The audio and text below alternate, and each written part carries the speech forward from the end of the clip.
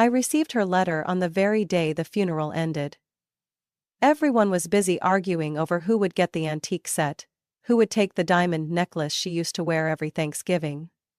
No one noticed me, quietly slipping into the car, opening the dark cream envelope with the familiar shaky handwriting. Don't let them see you have anything, Mia. People's true nature only shows when they think you've got nothing left to lose. She wrote.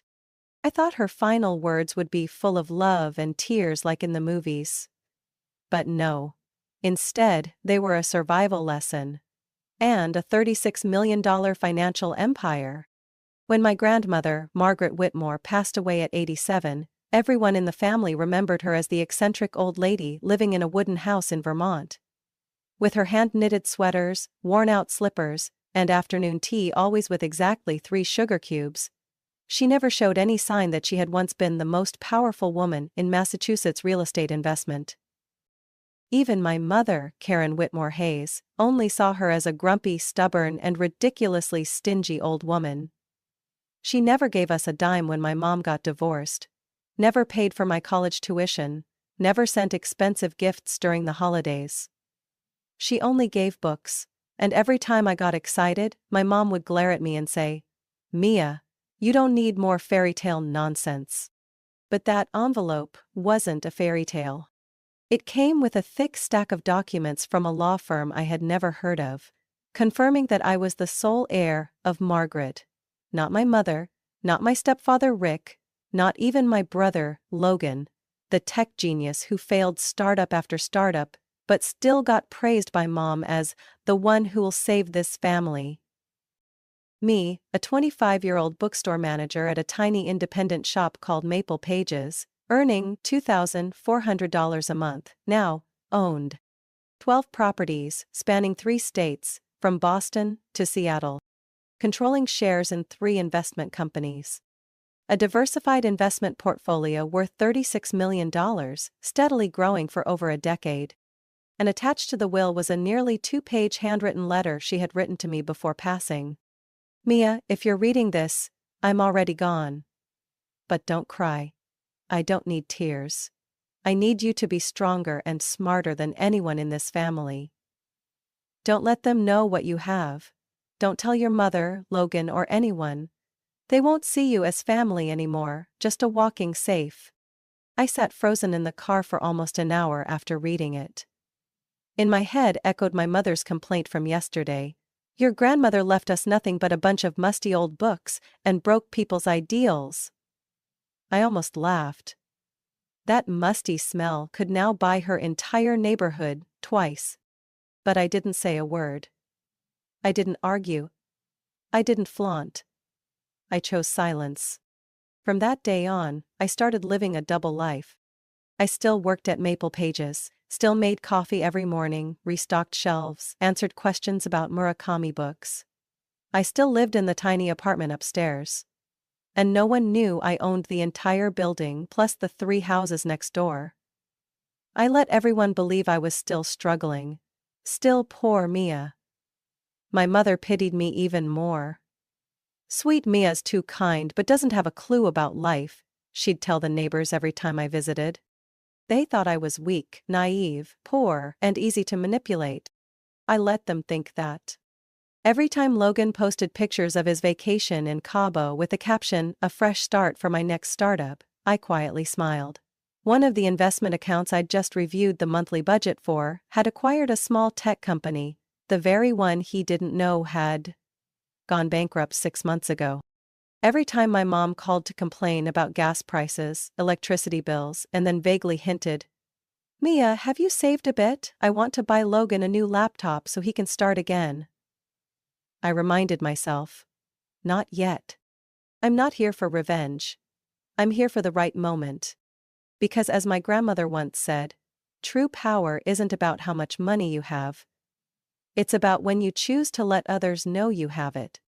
On Monday morning, I made myself a latte with Maple Pages' squeaky old coffee machine, poured it into a chipped ceramic mug, and walked back to the front counter. The electricity bill was barely clipped to the notice board, faded from the sunlight streaming through the dusty window.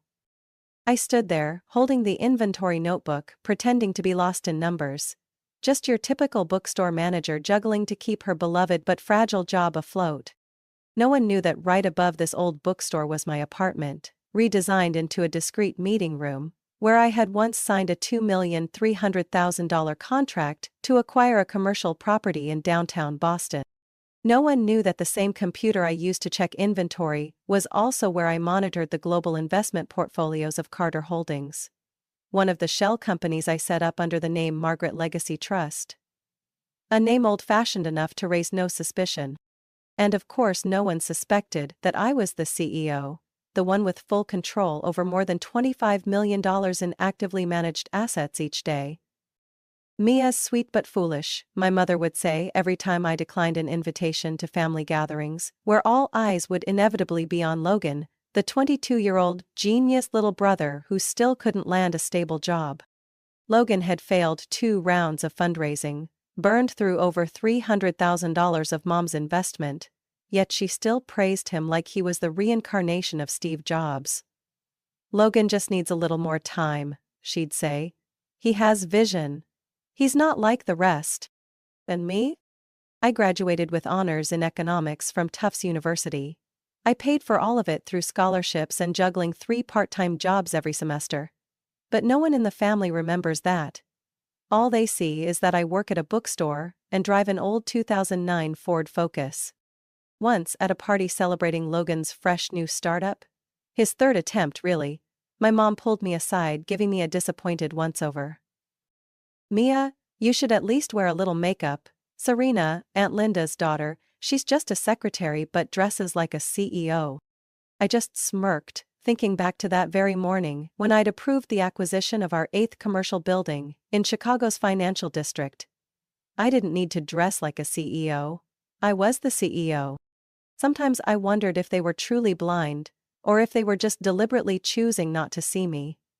As if I were a shadow in the grand story they believed Logan was the main character of.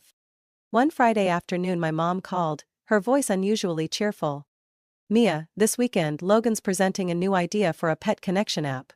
We're throwing a little party. I've invited a few influential people in tech. Make sure you dress nicely, okay?" I pressed my lips together, mentally counting the 3 tech companies I held controlling shares in, one of which had just declined Logan's pitch for funding last week. "I'll stop by. Don't be late like last time, you made me look bad." I hung up, took a deep breath, and opened my laptop. In 10 minutes, I finished reviewing the weekly report from Trident Financial, the finance firm under the holding group I manage. One line stood out. Hayes family. Rising debt. Poor credit. 2 new loans approved in the past month.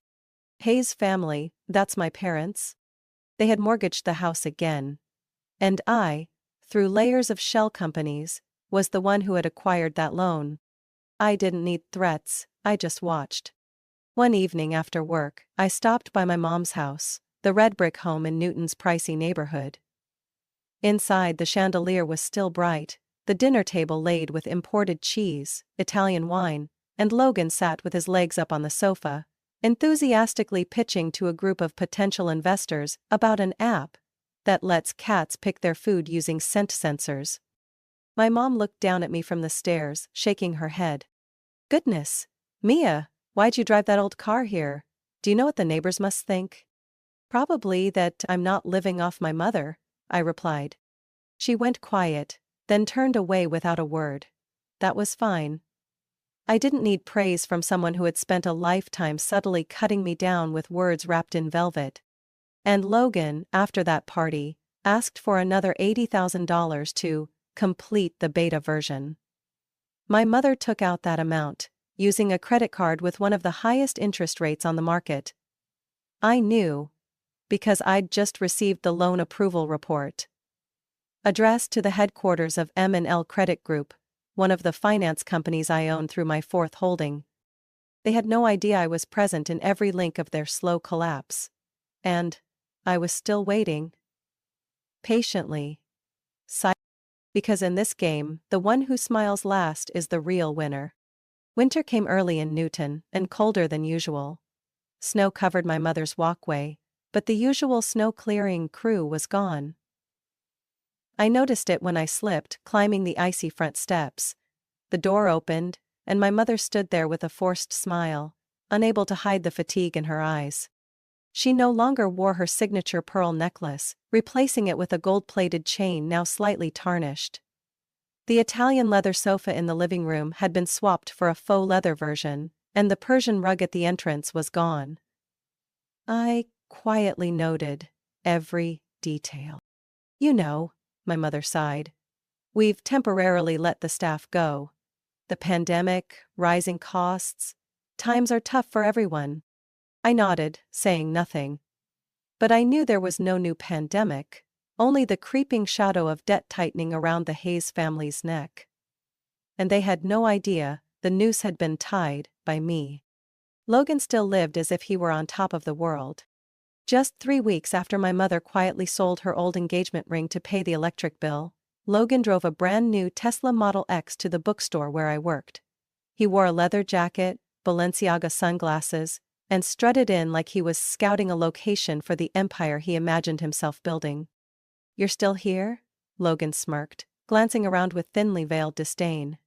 "This place smells like old books and stale coffee. Must be therapeutic, huh?" I gave a soft smile. "Very therapeutic. And you? That app? The one where cats order their own food, still going well?" Logan burst out laughing. "It's evolved. Now I'm partnering with an AI team to develop intelligent pet care software, billion-dollar market. I'm negotiating with a major VC fund, might raise 4-5 million.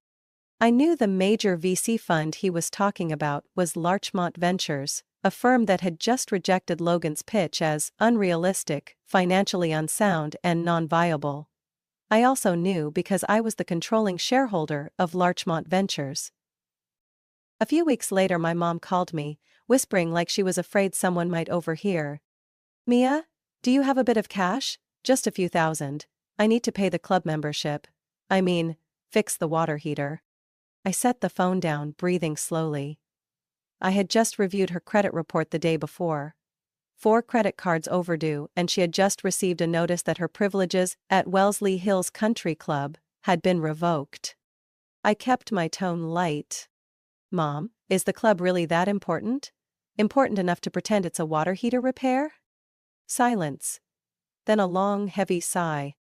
I just don't want to lose face. My friends are there, they've been asking why I haven't shown up. I can't tell them I lost my card. I just need a few more months. Logan's launching his new platform soon. Everything will be fine. Nothing was going to be fine. I knew my parents had refinanced the house for the 3rd time in 2 years, the latest through a finance firm called Willow Fund LLC, a name that sounded unfamiliar but was actually a shell I created, with the entire loan under my control. I knew my father had begun quietly selling off stock in the company where he used to be a director, trying to cover up hidden debts. I knew my mother had sold her Chanel handbag collection, what she once proudly called irreplaceable class, to pay for the Tesla that Logan didn't even know was registered under her name. But the most painful part wasn't seeing them fall into hardship. It was that they still clung to the illusion, still poured money into the fantasy of Logan the genius, still saw me as the clueless poor girl who works at a bookstore. One Tuesday evening, I was working in the upstairs office when the doorbell rang insistently. I went down to open it. It was my mother. She was wearing a long coat, lips pale, hands trembling as she held a paper envelope. "Mia, I need your help, really. The house is about to be repossessed. I can't tell Logan, it would break him." I took the envelope. Inside was a copy of the foreclosure notice from Harborstone Financial, a subsidiary of Hawthorne Holdings, the name I created so they wouldn't know who was behind it. I looked at my mother, feeling empty inside. I thought Logan was about to launch a billion-dollar company. "He just needs more time. I just need your help this once." I nodded slowly. "All right, go home, let me see what I can do." She walked away, her steps heavy. I stood there for a long time, watching her figure fade into the snowy night. Back in the office, I opened my laptop. An email from my lawyer was already waiting in my inbox. Ready to send foreclosure notice as scheduled. I placed my hand on the mouse. For the first time in years, my heart pounded like it did when I was a child giving a class presentation. I didn't hate them, but I wouldn't protect them anymore. The truth would come out, and none of them were ready for it. 3 days later, my mother came to the bookstore. No warning, no text, no call. She burst through the door like she was running from something, eyes red, mascara streaked down her cheeks. I stood behind the counter, set the notebook down, trying to keep my voice calm. "What's going on, Mom?" She exhaled shakily, pulled a stack of house documents and another notice from Harborstone Financial out of her bag. The third one I'd seen this month. "Mia, they said if we don't pay in 5 more days, they'll take the house. I have nothing left, I need your help." I looked up at her. Her hair was messy, no longer pinned with her usual gold clip. The Louis Vuitton purse she always carried had been replaced with a worn canvas bag. She looked like the crumbling house itself, still trying to stand tall, but rotting from the inside. I held back the bitter ache rising in my chest, not out of pity, but resentment. All those years, she'd called me incompetent, average, lacking potential. And now she was begging the same daughter she once regretted having, saying she shouldn't have been born. I kept my face calm. "Mom, I work at this bookstore. I make $2,400 a month, after rent, utilities, food." I opened the drawer, pulled out a stack of small bills and counted them. "I have exactly $3,000 saved. Do you need all of it?" She stared at me, stunned. Then her expression turned to anger. "Mia, you can't be this selfish. This is your house too, you grew up there. If we lose it, what do you think will happen to us? Did you think about that when you refinanced the house a 3rd time, to buy Logan that Rolex?" She froze. "He needs to maintain his image for investors. He has a future. He's this family's last hope." "And what am I, Mom?" I asked, still gently. "The good-for-nothing you call when you're desperate? The rest of the time, I'm just the useless bookstore clerk." She fell silent. After a while she started breathing heavily, then slammed her hand on the counter. "I raised you, I fed you, put you through school, and now you're counting dollars on me like a stranger?" I clenched my hands under the counter but smiled. "I paid for college myself, Mom. I remember clearly because you said, 'There's no money,' it all went to Logan. I worked 3 jobs for 4 straight years. Do you remember that?" She looked at me as if she couldn't understand the language I was speaking. I gently pushed the stack of documents back toward her. "I'm sorry, but I can't help. That money is all I have." That evening, my father called. No small talk, no asking how I was. He got straight to the point, his voice sharp and commanding, like every time he used to yell at me when I was a kid. "Mia, your mother said you refused to help. Do you have any idea this family is on the brink?" I leaned back in my chair, looking out the window. Chicago at night glittered outside. My office was on the 39th floor, where every signed contract could shift the fate of an entire bloodline. "I know, but I don't have much to help with either. Did you forget? I just work at a bookstore." "Cut that tone right now," he barked. "This isn't the time for jokes. You're a daughter of this family. You can't let your parents lose everything like this." I stayed silent for a moment, then asked, "What about Logan? Why don't you ask him?" "He's prepping for a new round of funding. He needs to keep up appearances." "Sweetheart, you don't understand. This world is harsh, especially for young men. Logan has to maintain his image." I let out a soft, steel-egged laugh. "And women? They don't need to maintain anything?" My father didn't answer. A minute later his voice dropped, heavy. "If you won't help, then from now on, you're no longer my daughter." I sat still, quietly ended the call. Not a single tear. The next day I received a report from my private attorney. All the Hayes family's credit card debt, mortgages and business loans had officially been acquired by Mia Whitmore Holdings, the shell company I had created. From this day forward, every decision regarding the house, the assets, the credit cards, and even Logan's outstanding student loans were under my control. I texted my lawyer. Begin the process. Send payment demand notice. 10-day deadline. I returned to the bookstore, made myself a cup of mint tea. There weren't many customers. The soft light spilled across the dusty windows. A strange, calm silence filled the air. I sat there, my hand resting gently on a stack of old ledgers, and smiled. They thought I had nothing, and I let them believe that for the past 3 years. But not anymore. The game had begun, and I was the one holding the deck. That morning was cold and gray, the kind of bleakness only found on a day of reckoning. I parked the sleek black Mercedes outside the Suffolk County Courthouse wearing a light brown trench coat, my hair in a neat bun, makeup subtle but deliberate. No one could recognize poor bookstore girl Mia, in the figure seated silently behind the wheel. I arrived 20 minutes early, not to prepare the documents, everything had been ready for days, but to observe. To witness the exact moment the Hayes family would officially fall out of their perfect facade. At exactly 8:41 a.m., Logan's scratched silver Tesla rolled into the parking lot. My parents stepped out, straightening their coats, trying to keep composed faces, though my mother's eyes were bloodshot, and my father walked as if the whole world weighed on his back.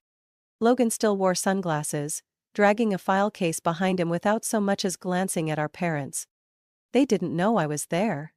To them I was still just a shadow behind the bookstore counter, far from any real power play.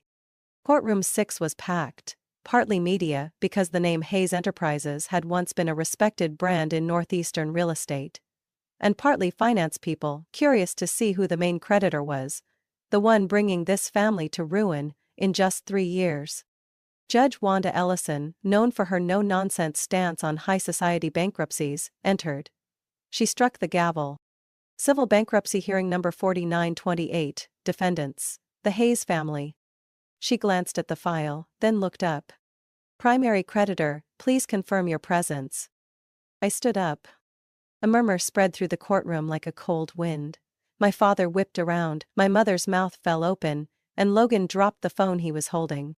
"I'm Mia Whitmore," I said clearly, "the legal representative of Whitmore Holdings, the company that currently owns all of the defendants' outstanding debts, with a total estimated value of $12,700,000.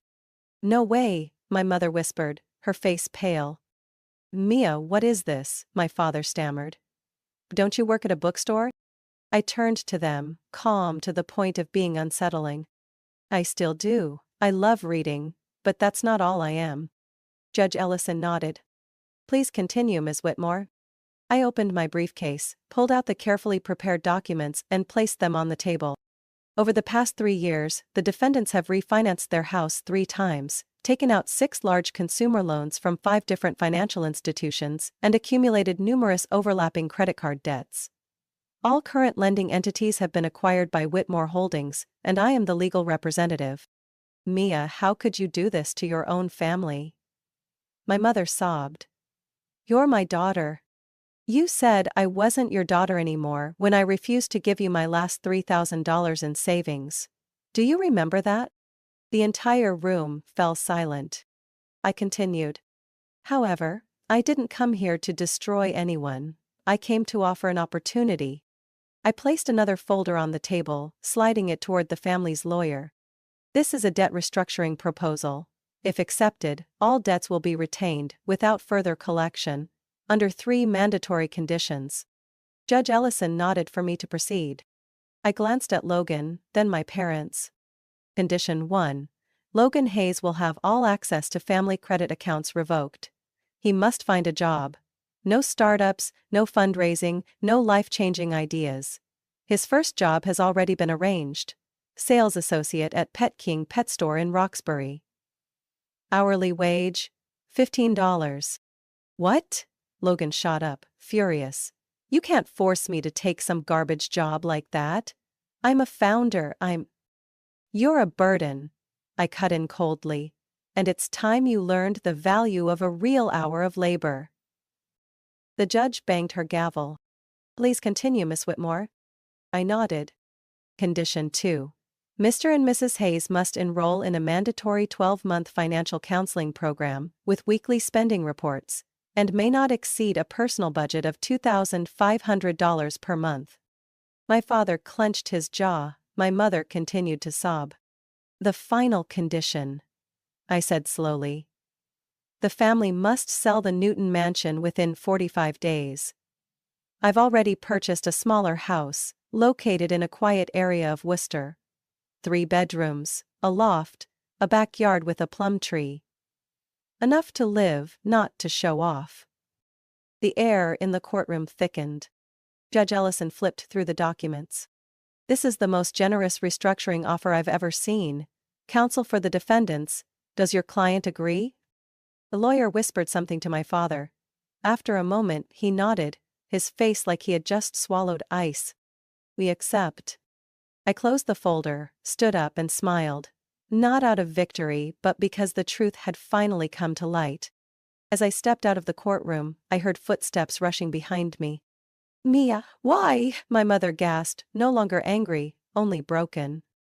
I turned around, eyes steady. Because you need to understand, I'm not the foolish little girl from the bookstore. I'm the last person you should have underestimated. An hour after the hearing ended, I stood on the front steps of the Suffolk County Courthouse. The wind whipped through my trench coat like it was tearing the final page from a long chapter. Logan sat slumped on a bench near the parking lot, his face drained of color. My mother, her perfectly groomed hair now in disarray, clutched a canvas bag like it was the last thing she had left. My father said nothing, staring at the ground, his forehead damp with sweat. No one dared come near me, no one asked anything, not a single word of reproach. They had no choice left. Pride was now a luxury they could no longer afford. 3 days later, I received a confirmation email from the car dealership. Logan's pearl-white Porsche Taycan had been repossessed, and per my instructions, a 2015 ash-gray Toyota Corolla had been delivered to the new address in Worcester. No sunroof, no heated seats, no premium sound system. But enough to get to work, if he was actually willing to go. Logan's message came in at 2:14 a.m., just one line. You've ruined my life. I didn't reply, because he needed to learn that his life wasn't ruined by me, but by the privileges he never deserved in the first place. The mansion in Newton was listed for 20% below market value. I was the buyer, through a small branch of Whitmore Holdings. This time, no corporate signage, no press coverage, just an ordinary real estate transaction. I didn't need anyone to know. I only needed them to know. My mother called one last time before the move. Mia, I just want to ask, why Worcester? Her voice was hoarse, stripped of bitterness, with no trace of threat. I smiled softly through the phone. Because it's quiet, and affordable. But, I don't belong in a place like that. I used to think the same about myself when you said I wasn't classy enough to sit at the Blackwell family table. Silence stretched. Then she said something I never thought I'd hear from her. I'm sorry. I didn't know if it was sincere or simply born of desperation, but I didn't need to find out. I just replied quietly. I hope that for the first time in your life you live in reality, no illusions, no lies. The following week, I attended a high-end fashion exhibition in New York, not to shop, but to meet the designer behind the brand Elysian, the label that had produced the frilly green dress my mother forced me to wear to Logan's honor party last year. At the time, she had said, "You have to wear this, it makes you look expensive. At least it'll make people think you have some value." I didn't argue. I endured the judgmental looks, the whispers behind my back, and the feeling of being shackled in lace and gemstones. But today was different. I shook hands with the designer, handed him the acquisition folder. Whitmore Holdings had just officially acquired the entire Elysian brand, and the first thing I did was issue an internal notice to discontinue the Glimmergrace line. The very green dress model. After the meeting, I called my mother. She picked up on the 5th ring. That green dress, I began, that design is gone, permanently. What? I bought the company. And I've eliminated the model you once made me wear. It's ugly, in every sense of the word. Mia, did you do this to get back at me? No. I did it to end an era. One where I had to endure humiliation in the name of family love. She went silent. I hung up, not needing a response. Over the next 3 months, I received regular reports from the financial oversight firm managing the Hayes family. Logan lasted 2 weeks at his job before quitting, citing a toxic work environment. My father attempted to apply for an emergency loan from another bank but was denied because Whitmore Holdings had already flagged his credit as high risk. My mother unexpectedly became a gardener. For the first time in her life, she pulled weeds with her own hands instead of pressing a button to call the staff. I didn't intervene anymore. I had done my part, the rest was their choice. One Saturday afternoon, I returned to the bookstore. Not as the employee but as the actual owner. I placed the old photo frame of me and Grandma Margaret in the center of the table, behind it a white curtain gently swaying. I sat down, held a cup of tea and closed my eyes. No more anger. No more pain. Just a quiet sense of peace, slowly spreading in my chest. My grandmother once said, "True strength doesn't lie in revenge. It lies in knowing when to let go." Today, I fully understood that. 3 months after the trial, spring began to touch Boston. The first flowers bloomed along Commonwealth Avenue, but the real change, the slow and silent shift, was not in the parks or sidewalks, but deep inside a small house in the suburbs of Worcester. I sat in my high-rise office, 39th floor of the Whitmore Executive Tower, looking at a screen filled with data from the Financial Oversight Department. The March report on the Hayes family had arrived, and for the first time, I paused at every line. Financial status, stable. Weekly spending, under the regulated threshold. I attended all 12 financial counseling sessions at the Franklin Center. I didn't believe it right away. I had to call to confirm with the program manager. She gave a small smile. Mrs. Hayes is the first to arrive every morning, always sits in the front row, takes detailed notes. And Mr. Hayes, he doesn't say much, but always brings a small ledger, records every single expense. They're genuinely serious. I sat still for a moment. And Logan? According to the HR report from Pet King Roxbury, he had worked for 7 consecutive weeks without missing a shift. For the first time in his life, he was living off his own wages. Logan is very quiet now, the store manager wrote in an email. He seems to still be adjusting, but he doesn't complain, he does his job, on time. Gone was the arrogant heir who once stepped out of a Porsche talking about AI and billion-dollar visions. Maybe, for the first time in his life, Logan was really living. That afternoon, I didn't attend the executive board meeting like usual. I stayed in my office and asked Sarah, my personal assistant, to bring in a wooden box. The box was small, old, with a bronze lock that had darkened over time. I opened it and took out a faded photo. Grandma Margaret and me, standing in front of the bookstore when I was 14. She was smiling, her hand on my shoulder, eyes saying, "You'll be stronger than I ever was." I had kept that photo for 11 years. Carried it through 3 apartments, 2 states, and dozens of moments when I wanted to throw it away. But I never dared to. Today, I didn't just look at the photo. I saw myself in it. I remembered the early days, when she taught me how to keep expense records with a fountain pen. I remembered how she patiently explained what stocks were using corn kernels and a tin can. I remembered the winter night she held me while my mother scolded me for learning useless things, and said something I would never forget. "Mia, don't be afraid when people look down on you. They only do that because they don't know how easily you could make the whole world bow someday." I placed the photo on the desk, next to my laptop and the folder. Gently, without tears, but with a storm of emotions inside. That weekend, I went to Worcester. I didn't announce it. I parked 5 houses away from my mother's, then walked. The small house, painted white, Had the plum tree in the front yard just as I'd arranged. No big gate, no statues, stone fountains, or chandeliers. Just a home. A real home. I saw my father cleaning the windows. No longer a manager, no tie. Just an older man bending down to live a life without illusions. My mother was mowing the lawn, hair tied neatly, wearing rubber gloves. I didn't walk up, I just stood from afar for a few minutes. Long enough to see they were trying. That night, back in Boston, I wrote a line in my digital journal, a habit I'd kept since my grandmother passed. The greatest strength doesn't lie in wealth, but in how we choose the moment to reveal it. She was right. I didn't need to make them suffer. I just needed to let the truth do its job. I didn't retaliate, I offered an opportunity. Whether they chose to start over or keep falling was up to them. The next day I went to Maple Pages, the old bookstore I had kept untouched. I never renovated it too much, never hung a corporate-owned sign.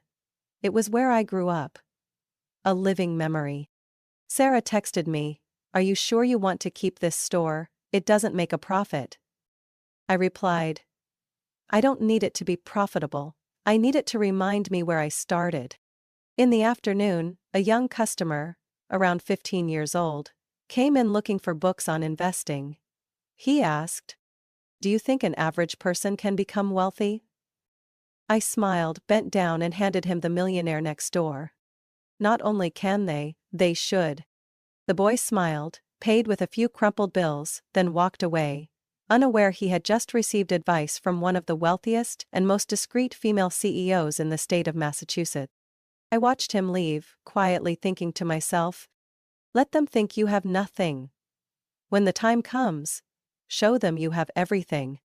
5 years later, I stood in the grand hall of the Harvard Business School, where crystal lights from the ceiling reflected off polished wooden floors, creating an atmosphere both solemn and quiet. In my hand was a microphone, and in front of me were hundreds of students. Young faces full of hope, eager to hear the journey of the anonymous woman of Boston's financial world. I began with a line Grandma Margaret once whispered to me before I left Vermont at 18. "When you're underestimated, you don't need to argue, just prove it with results." The hall went silent. I talked about the days working at an old bookstore, about hiding a multi-million-dollar fortune, just to see who loved me for real, and who only loved the wallet I carried. I spoke of family, not with resentment, but with the calm of someone who had walked through pain and arrived at the chapter called growth. I shared how I took control of all their debts, but instead of crushing them, I gave them a second chance. Forgiveness doesn't mean forgetting. Forgiveness means choosing not to let that pain imprison your future. After the talk, a young female student approached me shyly. She said her mother once called her a failure for not studying law like she wanted. That she felt invisible in her own family. I looked at her, short hair, eyes still red with emotion, and I saw my younger self. I took her hand. "You're not invisible. You're just waiting for your moment to shine, and when it comes, don't apologize for shining too brightly." My parents' house in Worcester is different now. Not luxurious, not grand, but comfortable and warm. I still visit every few weeks. Not out of obligation, but because I choose to. My mother now volunteers at the local church, and my father, he unexpectedly found joy in growing organic vegetables, and always sends me bundles of lettuce with a scribbled note. Homegrown, truly organic. Logan works for a nonprofit organization that supports startup initiatives for underprivileged youth. He once said to me one evening in our mother's kitchen, "I used to think money was power, but it turns out it's just a tool. The one holding it is what matters." I just nodded, saying nothing. Because I knew he had finally understood something it took me nearly a lifetime to learn. Maple Pages remains open every day, now with a small cafe in the back left corner and a bookshelf labeled, "Free, if you need it more than I do." I no longer work there directly, but I still come in every week, sit in my old corner and read a random book. To remember the journey I'd taken. On the center wall, I've hung a photo of me and Grandma Margaret, next to a small plaque that reads, "True strength doesn't lie in wealth, but in how we choose to reveal our dignity." Now, I no longer live in two worlds. I don't have to hide and I don't need to flaunt. I am Mia Whitmore, the woman once deemed unremarkable, once overlooked by her own family, once drowned in the false glow of someone else's spotlight. And now, I am the keeper of my own light.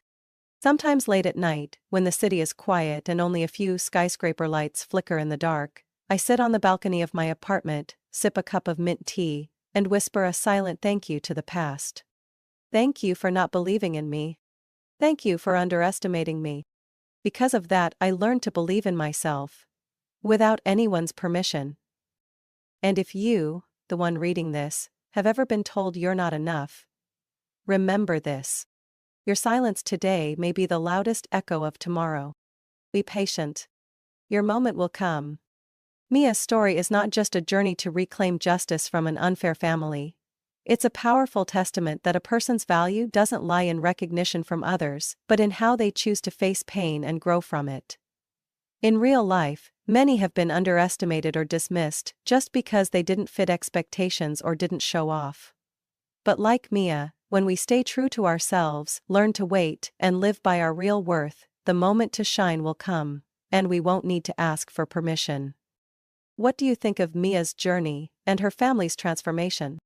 Share your thoughts in the comments below, and don't forget to follow the channel to explore more heartfelt stories about life, family, and true human value.